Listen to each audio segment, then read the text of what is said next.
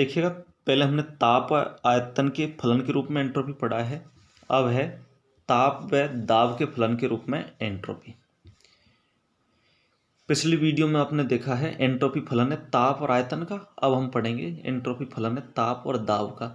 इसका जो प्रोसीजर है वो लगभग वैसा ही है, वही स्टेप होंगे। तो सबसे पहले इस समीकरण, इस इक्वेशन का पूर्ण अवकलन करने पर, पूर्ण अवकलन करेंगे तो ये इक्वेशन आ जाएगी डी एस बराबर del S upon del T P D T plus del S upon del P T D P. इस समीकरण में एक बार दाब को स्थिर रखते हुए ताप के साथ अवकलित करते हैं, दूसरी बार ताप को स्थिर रखते हुए दाब के साथ अवकलित करेंगे तो समीकरण 1 आ जाएगी। इस समीकरण को 1 दे दिया। ऊष्मागतिकी की एक समीकरण है एंथैल्पी वाली, H बराबर E प्लस पी वी, और H बराबर E प्लस पी वी वाली समीकरण का यदि हम अवकलन करते हैं तो ये समीकरण आ जाएगी डी एच बराबर D E plus P D B plus B D P. अब चूंकि हमने पहले पढ़ चुके हैं हम कि डी ई बराबर होता है T D S minus P D V. चूंकि डी ई बराबर T D S minus P D V, तो समीकरण 2 में इसको एडजस्टमेंट करेंगे या इसको हम पी डी बी को इधर ले आएंगे तो D E plus P D B बराबर टी डी एस हो जाएगा। यदि इस पी डी बी को इधर ले आए तो ये समीकरण आ जाएगी D E plus P D बराबर टी डी एस। तो ये जो इक्वेशन है इस समीकरण में D E plus P D B, इसकी वैल्यू क्या हो जाएगी टी डी एस। अतः समीकरण 2 को निम्न प्रकार भी लिखा जा सकता है। ये जो डी एच बराबर D E plus P D B plus B D P है, इसमें इसकी वैल्यू क्या हो जाती है टी डी एस।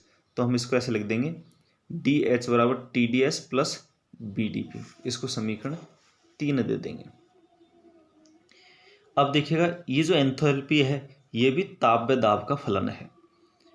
अतः इस समीकरण का पूर्ण अवकलन करने पर एंथैल्पी फलन है ताप व दाब का, इसका अवकलन करेंगे तो ये समीकरण आ जाएगी डी एच बराबर del H upon del T whole P D T plus del H upon del P T D P. ये समीकरण 4 आ गई। अब आप देखिएगा समीकरण 4 में, इस समीकरण 4 में जो डेल डी एच की वैल्यू है वो समीकरण 3 से ले सकते हैं, और डी एच की वैल्यू हमारे पास क्या है, ये डी एच की वैल्यू रही क्या है T D S plus P D V. तो समीकरण 4 में डी एच की वैल्यू रखेंगे तो ये समीकरण आ जाएगी T D S plus B D P बराबर del H upon del T whole P D T plus del H upon del P whole T D P. ये इक्वेशन आ गई। अब आप ध्यान दीजिएगा, इसमें इस बी डी पी को इधर ले जाएंगे तो ये माइनस में आ जाएगा और टी का भाग दे देंगे तो ये समीकरण आ जाएगी 5। और क्या आएगी डी एस बराबर 1/टी del H upon del T whole P D T plus 1/टी बड़ा कोष्ठक del H upon del P whole T minus B, और डी पी यहाँ पर कॉमन आ जाएगा। देखिएगा आप इसको इधर ले जाएंगे तो यहाँ माइनस बी डी पी आएगा और माइनस बी डी पी में से डी पी को कॉमन लेंगे तो ये इक्वेशन आ जाएगी। ये समीकरण 5 है। अब आप देखिएगा समीकरण 5 ये वाली इक्वेशन और समीकरण 1 जो हमने पहले पढ़ी वो दोनों एंट्रोपी के लिए है। अतः दोनों की तुलना करने पर समीकरण 1 की और 5 की दोनों की तुलना करेंगे हम तो देखिएगा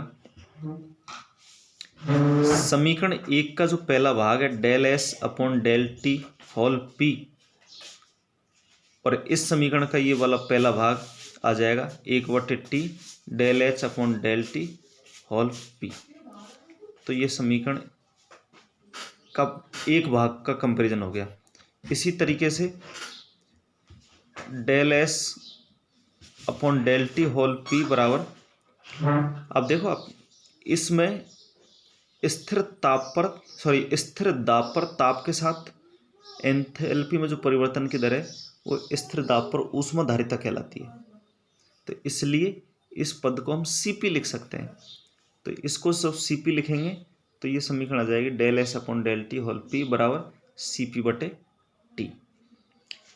अब दूसरे वाले भाग का तुलना करेंगे तो समीकरण 1 का दायां भाग में आ जाएगा del S upon del P whole T बराबर, अब समीकरण 5 का जो दायां भाग है वो आ जाएगा 1/t बड़ा कोष्टक del H upon del P T minus B, समीकरण 7।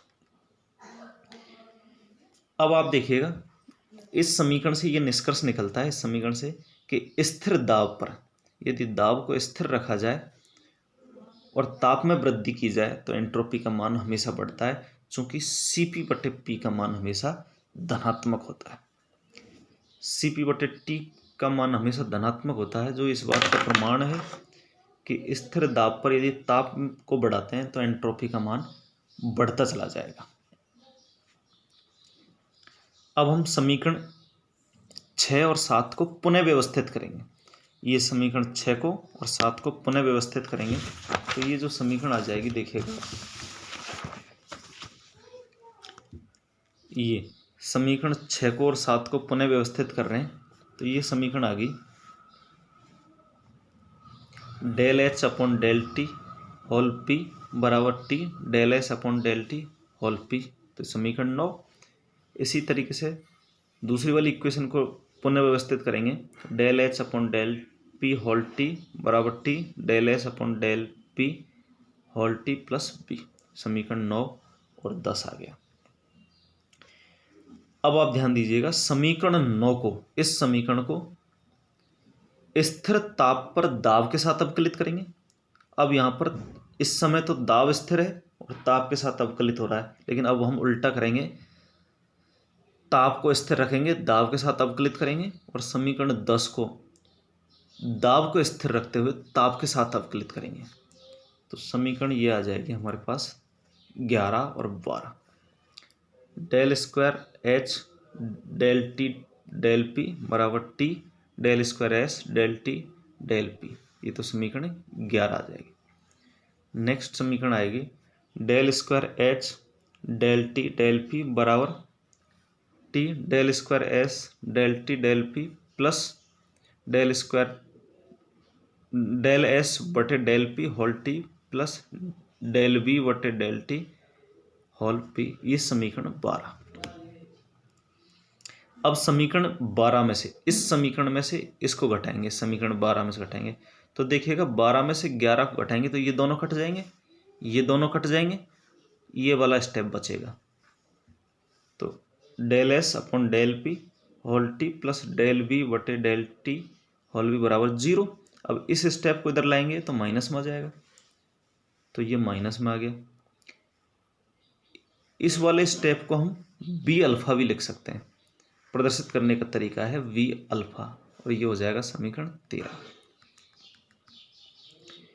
अब देखिएगा समीकरण 6 और 13 के मान समीकरण 1 में रखने पर, समीकरण 13 में तो del S upon del P whole T की वैल्यू है, और समीकरण 6 में हमने अभी पढ़ा है, समीकरण 6 में क्या है, ये समीकरण 6 है, इस समीकरण 6 में वैल्यू है del S upon del T whole P की वैल्यू क्या है, सी पी बटे टी। इन दोनों वैल्यूओं को समीकरण 1 में रखेंगे, और समीकरण 1 जो है हमारी है ये समीकरण 1 है। तो इसमें del S upon del T P की जो वैल्यू है ये तो समीकरण 6 से रखेंगे तो ये आ जाएगा सी पी बटे टी, और del S upon del P whole T की वैल्यू समीकरण 13 से रखेंगे तो लास्ट में जो समीकरण आएगी वो समीकरण ये आ जाएगी 14, और ये समीकरण आ गई है डी एस बराबर सी पी बटे T D T minus del B upon del T P D P, समीकरण 14। अब इस बड़ी वैल्यू की जगह हम बी अल्फा लिख सकते हैं, तो यह आ सकती है डी एस बराबर सी पी बटे T D T minus B alpha D P. ये जो समीकरण है 14, ये एंट्रोपी की दाब पर निर्भरता के लिए एक समीकरण है। Thank you.